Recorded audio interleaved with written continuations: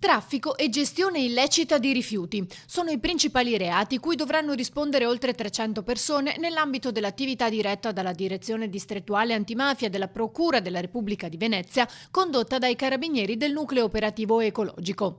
Le indagini, avviate a fine 2016 dopo il sequestro di un capannone pieno di rifiuti ad Albignasego nel Padovano, hanno portato a scoprire l'attività di un gruppo di persone che cercava capannoni o aree esterne da utilizzare per lo stoccaggio illecito e realizzare vere e proprie discariche abusive. I carabinieri del NOE hanno sequestrato in totale 5 capannoni, a Boara Pisani e Agna nel Padovano, a Breda nel Trevigiano, a Occhiobello nel Rodigino, più 2 aree esterne sempre nel Padovano e una a Loria nel Trevigiano. Erano stati stoccati rifiuti per 1500 tonnellate circa, per un introito illecito stimato in oltre 500.000 euro derivante dal mancato smaltimento. Le indagini hanno portato ad identificare 8 persone italiane, tra cui 5 residenti in Veneto, dedite alla gestione del traffico illecito di rifiuti attraverso 2 società costituite ad hoc, una ad Albignasego, l'altra a Modena, che senza autorizzazione provvedevano al ritiro dei rifiuti presso aziende artigianali della Campania o della Toscana,